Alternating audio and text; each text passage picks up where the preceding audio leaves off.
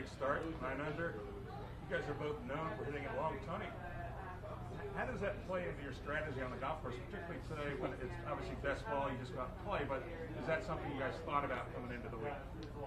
We didn't think about it that much. We didn't even know who was going to hit first until we got to that first hole, and we looked at each other like, who should go? So Cameron went on the first hole, and then we just agreed that I would go first.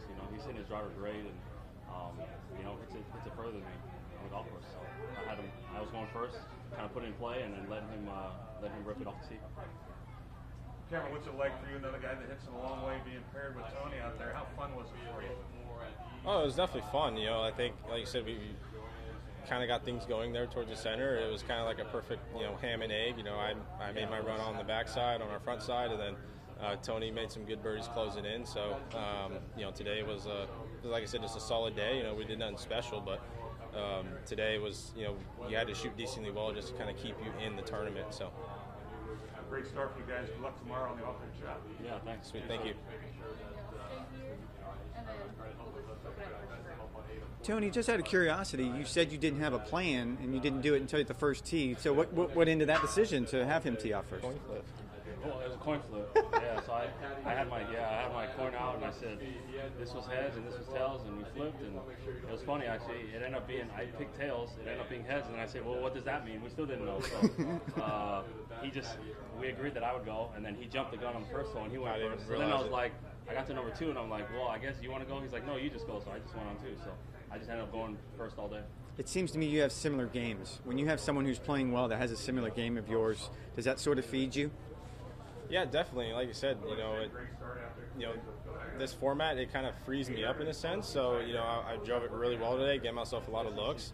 I made a decent amount of putts, but then, I think both of us kind of, we had a few, obviously ones you wish you can get back, but that's just how it goes. So, I just think overall, like you said, it's we have a good energy and it's easy to feed off each other. And, whenever another guy's playing well, and just like number 9 or certain par 3, 17, whenever, it's in a good position, it definitely frees you up. How much does I think you both spoke about this earlier in the week, how much the relationship between you two feed into a day like this as well, to getting to that level? Yeah, I think it's big. Just having a form of friendship, I think, is a good idea going into this event, and having a partner that you know, and that I think we mentioned earlier, emotions are a big part of, I think, team golf.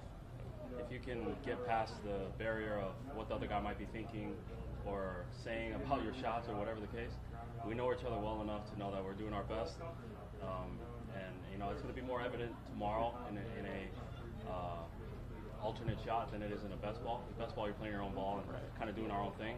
It'll be more evident, I think, relationships in an alternate shot, so hopefully we can keep this momentum going tomorrow. So if there was no strategy today, what's the strategy tomorrow with the alternate shot? It's probably going to be the same thing. None of us, we'll probably flip a corner on the first hole. Exactly. None of us really have a preference, so like you said, it's just stress-free. Whatever holes he wants to hit on, he can do that. If he wants odds or evens, vice versa. So again, we're just trying to keep it even keel, low key, and just enjoy our time out there.